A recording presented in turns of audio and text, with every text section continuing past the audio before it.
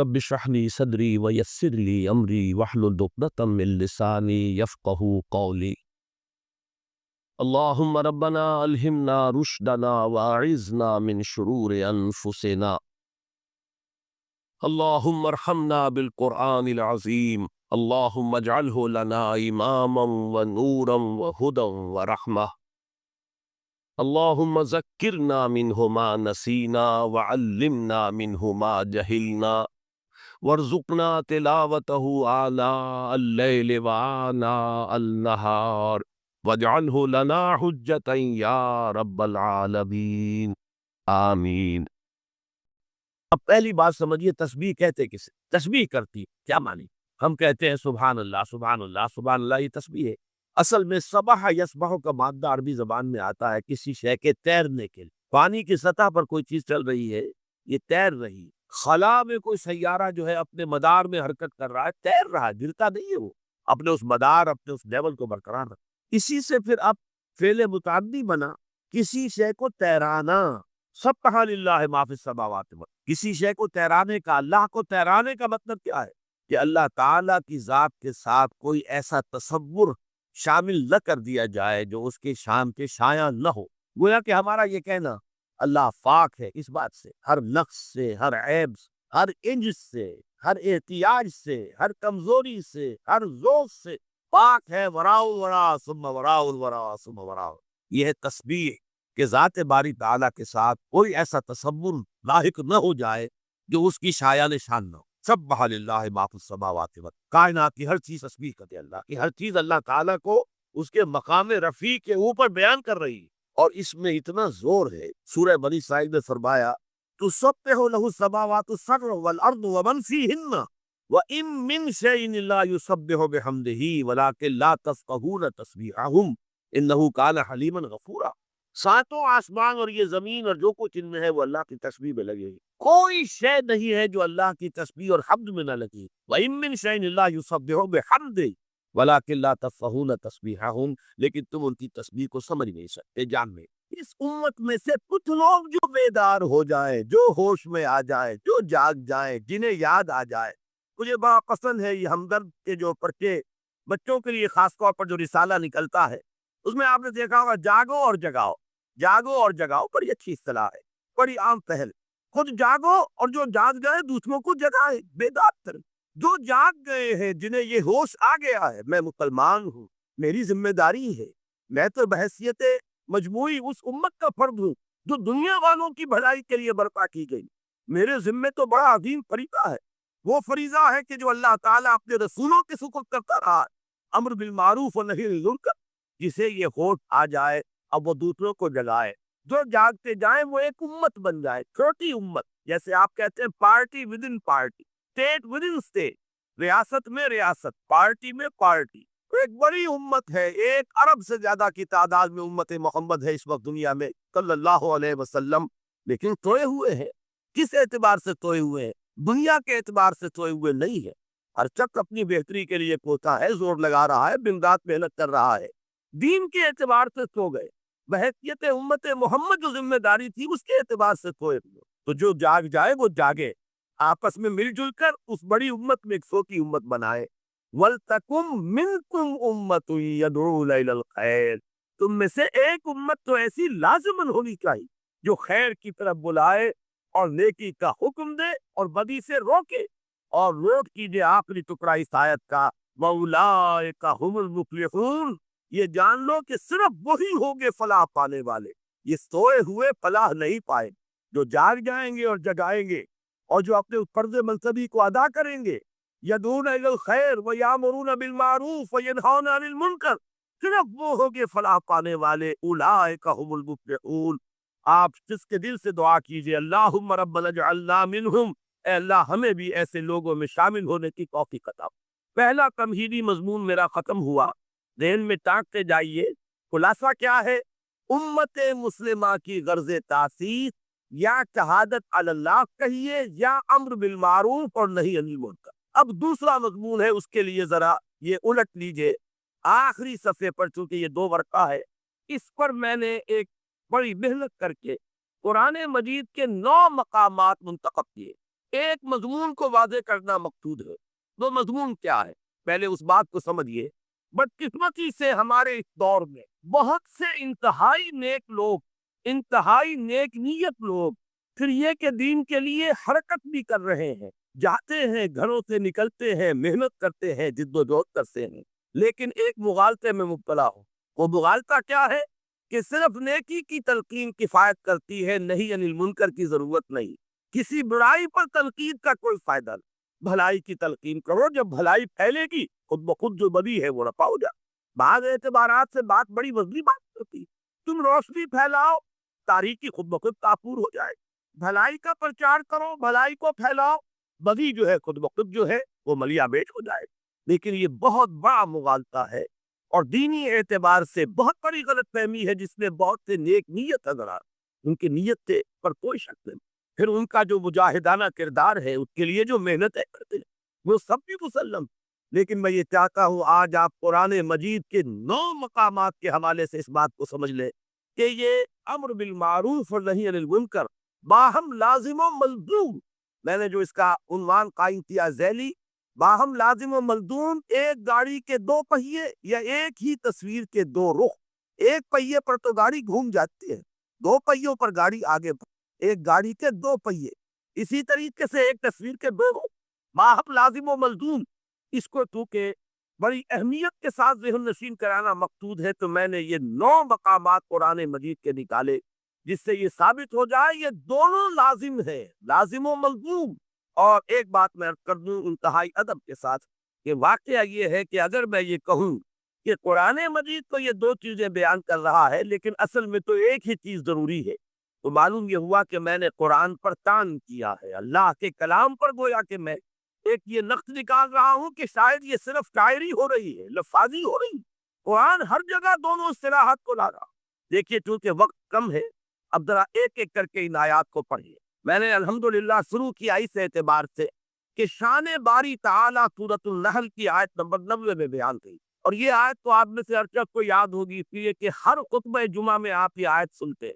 خطبہ ثانیہ جب ہوتا ہے، جس کے بعد کھڑے ہو جاتے ہیں نماز کے لیے، تو یہ آیت جو ہے اس پر خطبہ ختم ہوتا ہے۔ ان اللہ یأمر بالعدل والاحسان وایتاء ذی القربى وینہی عن الفحشاء والمنکر والبغی یعظکم لعلکم تذکرون۔ بڑی خوبصورت آیت ہے۔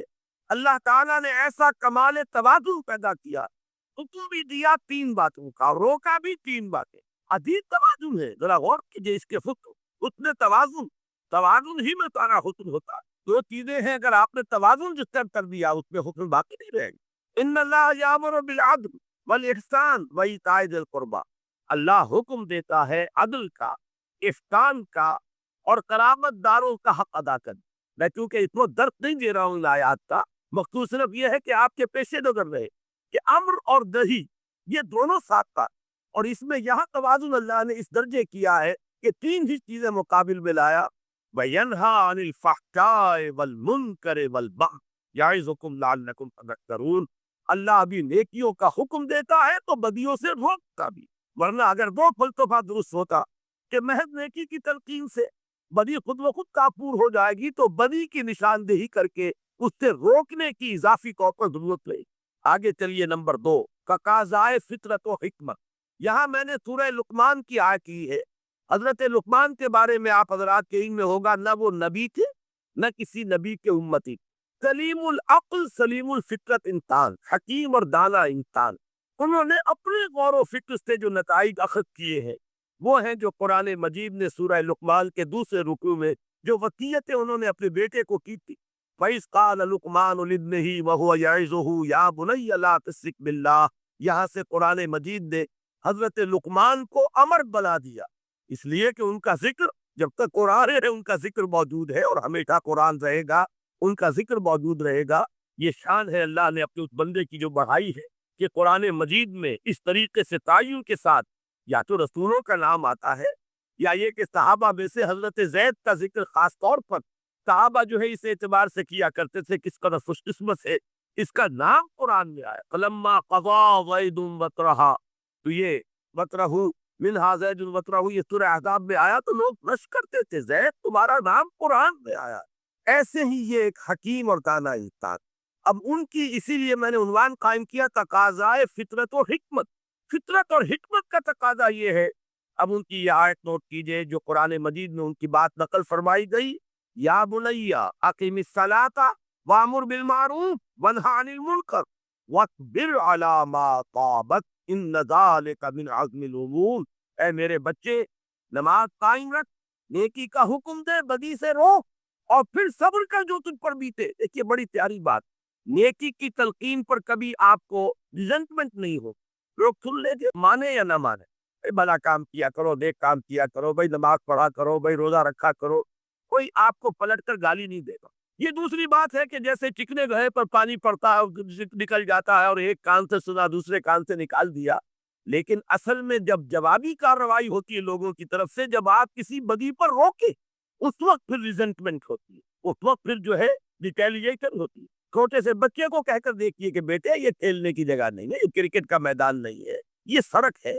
کسی کا سر پھیر دو گے، کسی کی گاڑی کا شیشہ توڑ دو گے، لیکن ذرا کہہ کے دیکھیے پھر آپ کا وہاں سے اپنی عزت کو سالم لے کر واپس چلا جانا آسان نہیں ہوگا. چھوٹی سی چھوٹی بات کہہ کر دیکھیے کسی کو. اس لیے یا حضرت لقمان فرما رہے ہیں میرے بچے نماز کو قائم رکھ، نیکی کا حکم دے، بدی سے روک، اور پھر جو آئے اسے جھیل، برداشت کر، صبر کر. وَاصْبِرْ عَلَىٰ مَا طَابَ. یہی تو ربط ہے سورۃ العصر میں. وَالْعَصْرِ إِنَّ الْإِنسَانَ لَفِي خُسْرٍ إِلَّا الَّذِينَ آمَنُوا وَعَمِلُوا الصَّالِحَاتِ وَتَوَاصَوْا بِالْحَقِّ وَتَوَاصَوْا بِالصَّبْرِ. حق کی وصیت کر کے ظاہر بات ہے کہ پھر آپ کو صبر کی بھی ضرورت ہے. تیسری چیز پر آئیے شان محمد صلی اللہ علیہ وسلم. یہ سورہ اعراف کی ایک آیت. اس کا پس منظر یہ ہے کہ جب حضرت موسیٰ علیہ السلام کو اللہ تعالیٰ نے کوہ طور پر بلا لیا تھا 20 راتوں کے لیے، پھر وہ بڑھا کر 40 راتیں کی گئی، اور وہاں ان کی عدم موجودگی میں بنی اسرائیل نے بچڑے کی پرستی شروع کر دی. تو جب وہ واپس آئے ہیں تو بہت غضبناک ہوئے. وہ تو آپ کے علم میں پورا واقعہ ہے. پھر سب سے بڑی توبہ ہوئی ہے تاریخ میں. 70,000 یہودی قتل ہوئے ہیں اس مرتد ہونے کی پاداش. ہر قبیلے میں سے جنہوں نے شرک کیا تھا، تو جو لوگ توحید پر قائم رہے انہیں حکم دیا گیا کہ اپنے رشتہ داروں کو سوا. مرتد کی سزا اسلام میں قتل ہے. انہوں نے اسلام لانے کے بعد، نبی کے ساتھی ہونے کے بعد، اور گائے کی پرست کی. یہ سارا جو ہے جس کو آج کی اصطلاح میں آپ فرض بھی کہہ سکتے ہیں، بہت بڑا فرض ہوا یہ اپنی پارٹی کا. اس کے بعد کوہ طور پر وہ 70 سرکردہ لوگوں کو لے کر حاضر ہوئے. دعا کی پروردگار ہم سے قطع ہو گئی ہے، معاف فرما دے اور ہمارے لیے رحمت کا فیصلہ فرما دے. اس کا جواب دیا گیا کہ ایک تو میری رحمت عام ہے، وہ تو ہر شے کے ساتھ. رحمتی وسعت کل شیء. ایک میری خاص رحمت ہے جو میں نے لکھ دی ہے اپنے ان بندوں کے لیے جو میرے رسول نبی امی پر ایمان لائے صلی اللہ علیہ وسلم. یہ سورہ اعراف کی آیت نمبر 157 ہے. اس نبی امی کی جو شان بیان ہوئی ہے صلی اللہ علیہ وسلم، وہ آیت ہے یہ الذین یتبعون الرسول النبی الامی الذی یجدونہ مکتوبا عندہم فی التوراۃ والانجیل. وہ لوگ کہ جو پیروی کریں گے میرے رسول نبی امی کی، جس کو وہ دیکھیں گے، موجود پائیں گے لکھا ہوا اپنے پاس تورات اور انجیل میں، یعنی جن کی پیشین گوئیاں درج ہوں گی. اب وہ نبی جب آئیں گے کیا کریں گے؟ دیکھیے پہلا کام کیا ہے؟ یامرہم بالمعروف وینہاہم عن المنکر ویحل لہم الطیبات ویحرم لہم الخبائث. نبی جب آئیں گے میرے نبی امی، میرے رسول نبی امی صلی اللہ علیہ وسلم، کیا کریں گے؟ انہیں نیکیوں کا حکم دیں گے، بدی سے روکیں گے، ان کے لیے طیب چیزوں کو حلال ٹھہرائیں گے، اور ناپاک اور گندی اور خبیث چیزوں کو حرام. لیکن اس میں پہلی شے جو آ رہی ہے وہ کیا ہے؟ وہی گاڑی کے دونوں پہیے لازم و ملزوم. یامرہم بالمعروف وینہاہم عن المنکر. نمبر 4 شان صحابہ رضی اللہ تعالیٰ عنہ. اب آپ نے نوٹ کیا ہوگا میں درجہ بدرجہ سیڑھی اتر رہا ہوں. شان باری تعالیٰ سب سے اوپر، پھر وہ فطرت اللہ التی فطر الناس علیہا. اس کو انسانوں کی فطرت کو کہا گیا فطرت اللہ، اس لیے نمبر 2 پر اس کو لایا ہوں. نمبر 3 پر رسول صلی اللہ علیہ وسلم. نمبر 4 پر صحابہ، درجہ بدرجہ نیچے اتر رہے ہیں. صحابہ کی شان کیا ہے؟ سورہ توبہ کی آیت نمبر 71 والمومنون والمومنات بعضهم اولیاء بعض یامرون بالمعروف وینہون عن المنکر. مومن مرد اور مومن عورتیں آپس میں ایک دوسرے کے ساتھی ہے، کچھ پناہ ہے، مددگار ہے، حمایتی ہے، اور ان کی شان کیا ہے؟ یامرون بالمعروف وینہون عن المنکر، نیکی کا حکم دیتے ہیں، بدی سے روکتے۔ اس کا ذرا کانورس بھی دیکھ لیجئے۔ یہ کانورس کا لفظ شاید میری عمر کے لوگوں کو یاد آیا ہو، جنہوں نے انگریزی میں میٹرک میں جیومیٹری پڑھی تھی۔ ہر تھیورم کا ایک کانورس ہوتا، ایک نظریہ ہے، ایک اس کا عکس۔ تو اس کا بھی ایک عکس منافقین کی شان بیان ہوئی ہے، کیفیت منافقین، اسی سورہ توبہ کی آیت نمبر 67 میں۔ المنافقون والمنافقات بعضهم من بعض یامرون بالمنکر وینہون عن المعروف، لفظ دونوں یہاں بھی آ گئے۔ یہ منافق مرد اور منافق عورتیں یہ ایک دوسرے میں سے ہیں، یہ ایک دوسرے کے ساتھی ہے، پشت پناہ ہے، مددگار ہے۔ وہ کیا کرتے ہیں؟ وہ نیکی سے روکتے ہیں اور بدی کا حکم دے۔ یا میں ذرا ایک حدیث بھی آپ کو سنا دوں۔ ایک مرتبہ حضور نے صحابہ کرام سے فرمایا، تم لوگوں کا کیا حال ہوگا؟ کیف انتم اذ لا تأمرون بالمعروف ولا تنہون عن المنکر، کیا حال ہو جائے گا مسلمانوں تمہارا جب تم نیکی کا حکم دینا چھوڑ دو گے اور بدی سے روکنا چھوڑ دو۔ صحابہ حیران ہوئے، ان کے لیے تو یہ ناقابل قیاس، ناقابل گمان بات۔ انہوں نے کہا اوا کائن ذالک یا رسول اللہ، انہوں نے حیرت کے ساتھ کہا ہے اللہ کے رسول کیا ایسا ہونے والا ہے؟ آپ نے فرمایا بل اشد من ذالک سیکون، تم اسی پر حیران ہو رہے ہو میرے صحابہ، اس سے بھی زیادہ شدید کیفیت پیدا ہو جائے۔ اب وہ حیران ہوئے، وہ کیا ہوگی؟ فرمایا تامرون بالمنکر وتنہون عن المعروف، وہ دور بھی آ جائے گا کہ تم منکر کا حکم دو گے اور بدی کا حکم دو گے اور نیکی سے روکو۔ یہ وہ شان ہے منافقین کی کہتے ہیں۔ گویا کہ حضور نے فرمایا ایک وقت آئے گا میری امت میں یہ نفاق عام ہو جائے۔ آج آپ کا معاشرہ وہی، نیکی کے راستے پر چلنا بہت مشکل، بدی کے راستے کھلے ہیں، کوئی آدھا ہے، کوئی ریزسٹنس ہے ہی نہیں۔ کوئی نوجوان ذرا داڑھی رکھ لے، تمام رشتہ دار، اعزاء، قریب، والدین، وہ اس کے سر کو اوپر سوار ہو جائے گی۔ تم نے کیا؟ ذرا گھر میں کوئی شرعی پردہ کر کے نافذ کر کے دیکھیے، you will be an outcast, آپ اپنے معاشرے سے نکال دیے جائیں۔ آپ بالکل، آپ کا تعلق جو ہے وہ معاشرے سے، عزیزوں سے کٹ جائے، کر کے دیکھ لی۔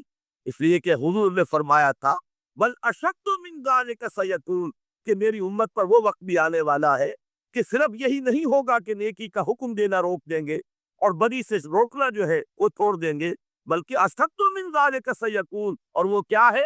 تامرون بالمنکر وتنہون عن المعروف، جو کہ اس وقت منافقین کی کار۔ آگے آئیے، یہ چھٹی آیت میں ابھی آپ کو سنا چکا ہوں پہلے ہی، امت کا فرض منتبی، کنتم خیر امت اخرجت للناس تامرون بالمعروف وتنہون عن المنکر۔ نمبر 7، دور زوال میں امت مسلمہ کے لیے سہ نکاتی لاہ عمل کا نقطہ عروج، یہ 3 آیات جو یہاں درج ہیں۔ میں نے ایک تقریر کی تھی آپ کے اسی شہر کراچی میں، ایک مسجد میں، آج سے 4 سال قبل، اس پر مفصل خطاب ان 3 آیات کی روشنی میں ایک لائحہ عمل کیا کرے اس حال میں، اس طریقے سے صورتحال تبدیل ہو۔ قرآن مجید کو ہمیشہ کے لیے ہدایت اور رہنمائی ہے، اس نے اس دور کے لیے بھی ہدایت دی ہے، بعد والے دور کے لیے بھی ہدایت دی۔ اس دور زوال میں اگر یہاں سے اب اوپر اٹھنے کے لیے آپ کو لائحہ عمل درکار ہے تو بھی رجوع کیجئے قرآن کی طرف۔ قرآن مجید نے ان 3 آیات میں سورہ آل عمران کی آیات 102، 103، 104 ایک سہ نکاتی لائحہ عمل دیا ہے، جس میں آخری بات وہ ہے جو ابھی میں نے آیت آپ کو سنائی تھی، وَلْتَكُمْ مِنْكُمْ أُمَّةٌ يَدْعُونَ إِلَى الْخَيْرِ وَيَأْمُرُونَ بِالْمَعْرُوفِ وَيَنْهَوْنَ عَنِ الْمُنْكَرِ وَأُولَٰئِكَ هُمُ الْمُفْلِحُونَ۔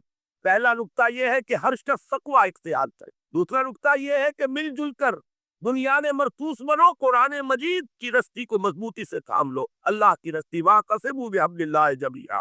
اور تیسرا نقطہ ضربۂ سلام کیا ہے اس کا؟ وَلْتَكُمْ مِنْكُمْ أُمَّةٌ يَدْعُونَ إِلَى الْخَيْرِ وَيَأْمُرُونَ بِالْمَعْرُوفِ وَيَنْهَوْنَ عَنِ الْمُنْكَرِ وَأُولَٰئِكَ هُمُ الْمُفْلِحُونَ۔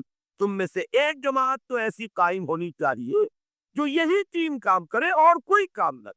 میں یہاں پر عرض کر دوں کہ واقعہ یہ ہے کہ آج وہ بعد میں تفصیل سے گفتگو ہوگی، ہماری دینی جماعت سے بھی اپنے اصل ہدف سے ہٹ، اس وَلْتَكُمْ مِنْكُمْ أُمَّةٌ، اس کے کرنے کے صرف 3 کام قرآن نے بتائے، خیر کی طرف دعوت، نیکی کا حکم، بدی سے روکنا۔ یہ پاور پالیٹکس میں اپنے آپ کو ملوث کر لینا، کبھی کسی کا پاسنگ بن جانا، کبھی کسی کا ضمیمہ بن جانا، ادھر سے ادھر جو سیاسی اعتبار سے لڑکتے رہے، یہ در حقیقت اپنے اصل ہدف سے ہٹ جانے کی بنا پر وہ تیر نیم کٹ جس کا نہ ہو کوئی ہدف، اپنے اصل ہدف سے، ہمارے یہ جو لائے عمل کا جو ہدف ہے اس سے ہٹ چکے۔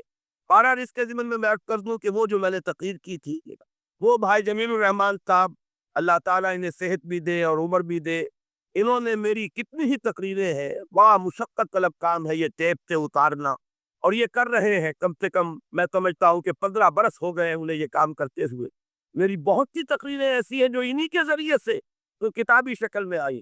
اسی کراچی میں نے تقریر کی تھی اسی آیت کے حوالے سے جو ابھی سورہ اعراف کی ہم نے پڑھی ہے، اس میں اہل ایمان کے بارے میں فرمایا کہ وہ لوگ کیا کریں گے، والذین آمنوا بہ وعزروہ ونصروہ واتبعوا النور الذی انزل معہ اولئک هم المفلحون۔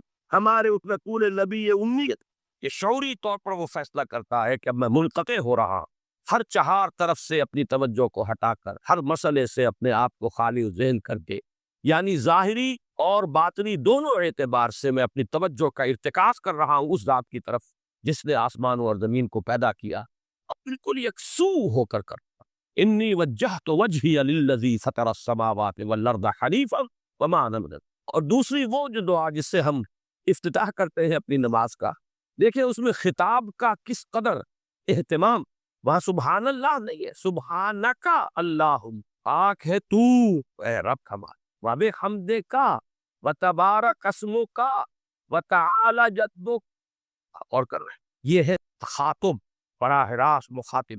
یہ گویا کہ لب لباب میں آپ کے سامنے عرض کر رہا ہوں علامہ اقبال کے خطبے کا، دی میننگ آف پریئر ان اسلام۔ خطبات جو ہیں ان کے مشہور، ان میں غالباً یہ تیسرا یا چوتھا لیکچر ہے کہ اس میں تصور یہ دیا گیا ہے کہ دو ہی انائے ہیں، ایک انائے کبیر اننی انا اللہ لا الہ الا انا، یہ وہ انائے کبیر ہے، انائے مطلق ہے، میں، بہت بڑی میں، جس کو کہ علامہ اقبال نے کہا دی بگ آئی ایم۔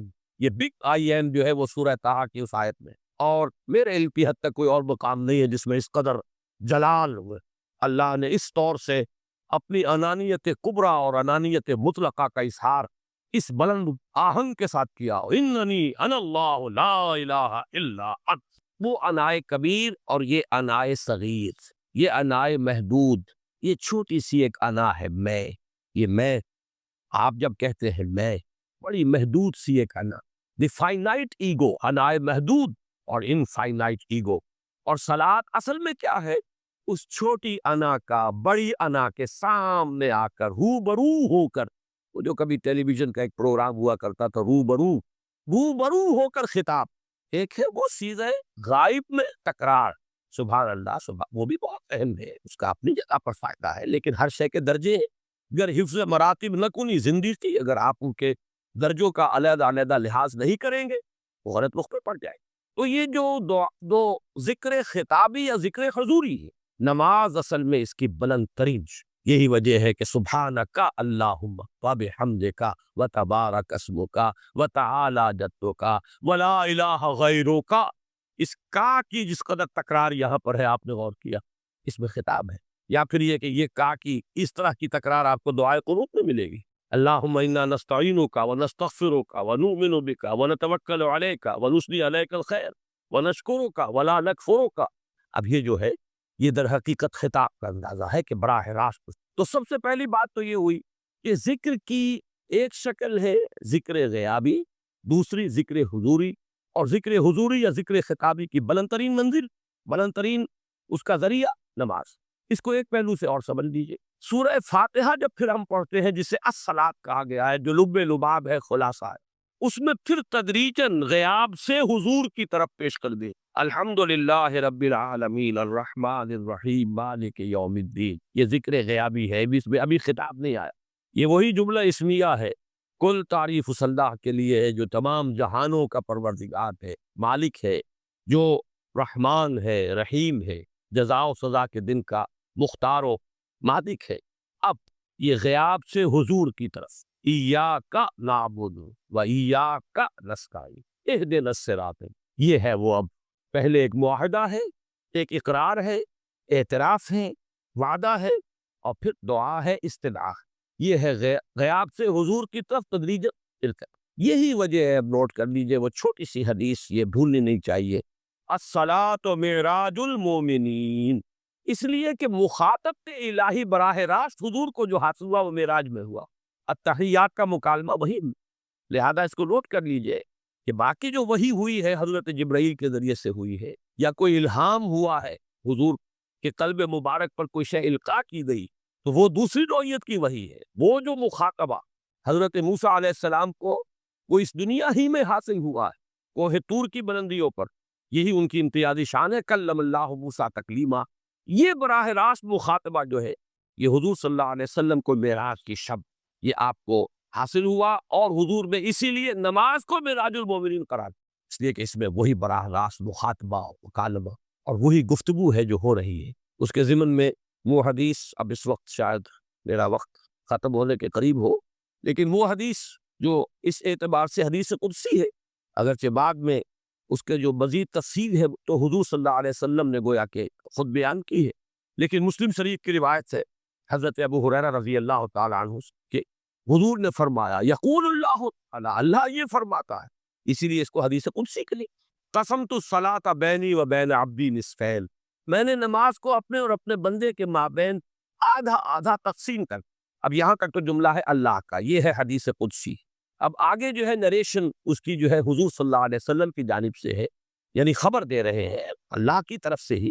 ویسے تو تمام احادیث ہی گویا کہ ہم سمجھتے ہیں انسپائرڈ تو اللہ کی طرف سے ہی، لیکن یہ کہ جہاں صراحت ہو کہ اللہ کہتا ہے وہ حدیث قدسی ہے۔ یقول اللہ تعالی قسمت الصلاۃ بینی و بین عبدی نصفین، یہاں تک تو حدیث قدسی۔ اب دوسری عام حدیث ہے، اذا قال العبد الحمد للہ رب العالمین یقول اللہ تعالی حمدنی عبدی، جب بندہ کہتا ہے الحمدللہ رب العالمین، پروردگار کہتا ہے میرے بندے نے میری حمد۔ جب بندہ کہتا ہے الرحمن الرحیم، پروردگار فرماتا ہے ثنا علیہ عبدی، میرے بندے نے میری ثنا کی، بڑی تعریف۔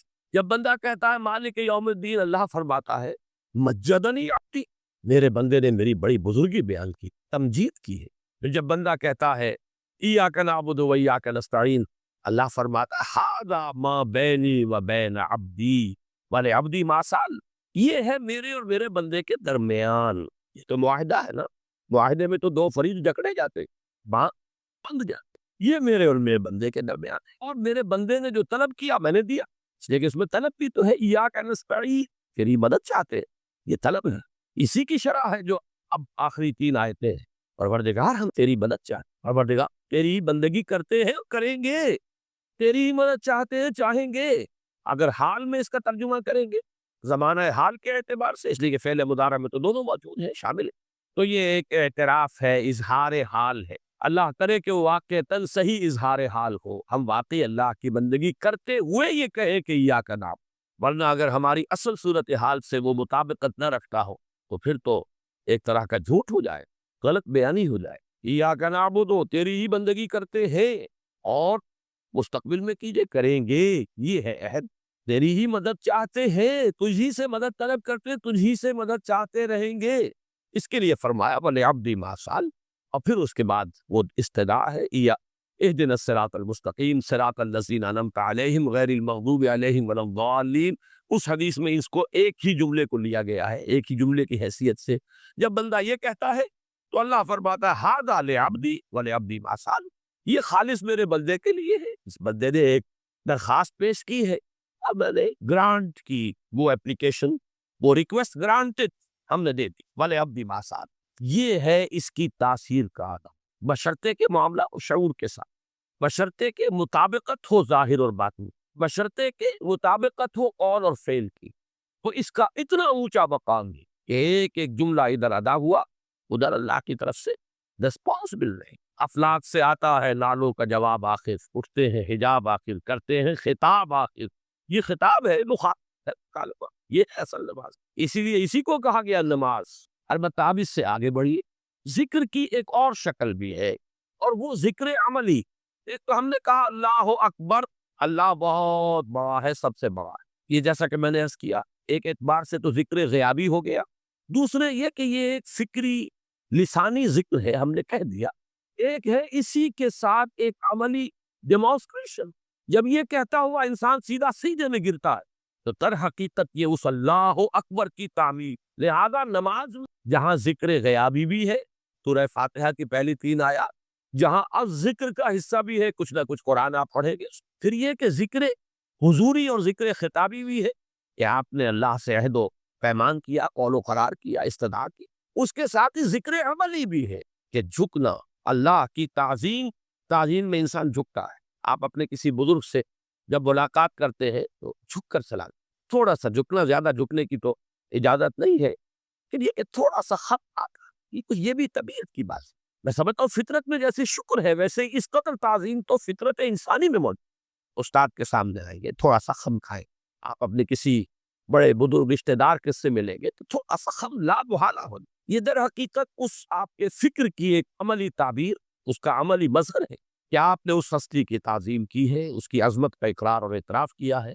یہی تعظیم ہے اللہ تعالیٰ کی کہ جس میں پہلا درجہ ہے رکوع، جھکے اللہ اکبر کہہ کر جھکے، اور اس کے بعد اس کا جو آخری درجہ ہو سکتا ہے وہ سجدہ، جس میں کہ انسان نے جب اپنی پیشانی زمین پر ٹکا دی تو گویا کہ اس نے اپنی انانیت سے، اگر یہ شعور کے ساتھ ہوا ہو تب میں بات کہہ رہا ہوں، تو گویا کہ اس نے اپنی انانیت سے کامل دستبرداری اختیار کر کے اور اپنے آپ کو اپنے رب کے قدموں میں ڈال۔ یہی وجہ ہے کہ حضور نے اس کو تعبیر فرمایا ہے کہ جب سجدہ کرو تو یوں محسوس کرو کہ تم نے اپنا سر اپنے رب کے قدموں میں رکھ دی، یہ کیفیت۔ اور چونکہ میں نے ابھی عرض کیا کہ یہ در حقیقت انسان کی انانیت، میں، میری مرضی، میری خواہش، میری پسند، میری عقل، میری منطق، میرا چوائس، میرا اختیار، یہ سب چیزیں ہی تو در حقیقت جو ہمارے اندر ایک مضمر ہے شیطنت، اس شیطنت کا مظہر یہی تو ہے۔ جب اس کو انسان اپنے ہاتھوں اپنے رب کے قدموں میں رکھ دیتا ہے، در حقیقت اسی لیے اس کو تعبیر کیا گیا کہ اقرب ما یکون العبد الی ربہ السجود، بندہ اپنے رب سے قریب ترین جو ہوتا ہے وہ سجدے میں ہوتا، بشرطے کہ وہ سجدہ واقعی سجدہ۔ اس میں حقیقت یہ ہے کہ اقبال کا وہ شعر بڑی صحیح تعبیر ہے، وہ سجدہ روح زمین جس سے کانپ جاتی تھی، یہ ہے اصل میں تعبیر۔ اسی کو آج ترستے ہیں ممبر و محراب، سجدوں پر سجدے اور رکعتوں کے ڈھیر لگ گئے ہوں، اور 17 رکعتیں پوری نماز عشاء کی انسان نے ادا کی ہوں گن گن کر، اور 17 رکعتوں میں آپ کو معلوم ہے 34 تو سجدے ہو ہی گئے، تو سجدوں پر سجدے اور رکعتوں کے ڈھیر، لیکن یہ کہ اگر وہ کیفیت آپ کے صحیح عکاسی نہیں کر رہی ہے آپ کے ذہن کی، آپ کی نفسیاتی کیفیت کی، آپ کی قلبی کیفیت کی، آپ کے شعور کی، تو پھر ٹھیک ہے، ثواب تو ملے گا اس نماز سے، اس لیے کہ ثواب کرنا تو ظلم ہو، سوائے ایک بات کے کہ اس میں اگر کوئی ریاکاری ہے، دوسروں کو دکھانے کے لیے نماز پڑھی گئی تو ریاکاری تو زیرو کے مانند ہے کہ اس سے جو شے ضرب کھاتی ہے زیرو ہو جاتا، 1 کروڑ کی تعداد عدد کو آپ زیرو سے ضرب دے زیرو ہو گیا، تو ریاکاری تو زیرو کر دینے والی شے، بلکہ زیرو ہی نہیں کرتی، وہ شرک تک پہنچا دے۔ من صلی یرائی فقد اشرکا ومن صام یرائی فقد اشرکا ومن تصدق یرائی فقد اشرکا، جس نے دکھانے کے لیے نماز پڑھی اس نے شرک کیا، جس نے دکھانے کے لیے روزہ رکھا اس نے شرک کیا، جس نے دکھانے کے لیے صدقہ خیرات کیا وہ شرک۔ لیکن یہ کہ اگر یہ بات نہیں، اگر ریاکاری نہیں ہے، کوئی بدنیتی نہیں ہے، کوئی شخص نے وقت نکالا ہے، اسی وقت میں وہ اپنا کوئی اور کام کر سکتا تھا، کوئی 2 4 پیسے کما سکتا تھا، کوئی اور دھندا دنیا کا جو ہے کرتا، لہذا اگر وہ نہیں ہے، ریا نہیں ہے، تب اس کا اجر تو لازم، اس نے کچھ نہ کچھ ڈیووٹ کیا، اس نے کچھ سیکریفائس کیا، کچھ نہ کچھ قربانی دی، لیکن یہ کہ پھر وہ نماز یہ نہیں، وہ سجدہ روح زمین جس سے کانپ جاتی تھی، اسی کو آج ترستے ہیں ممبر و محراب۔ وہ سجدہ واقعتاً انسان اشرف المخلوقات، وہ جب اپنے اس گہرے شعور اور احساس کے ساتھ سر بسجود ہوتا ہے تو یہ ہے اقرب ما یکون العبد الی اللہ فی السجود، قریب ترین جو بندہ ہوتا ہے اللہ سے وہ سجدے کی حالت۔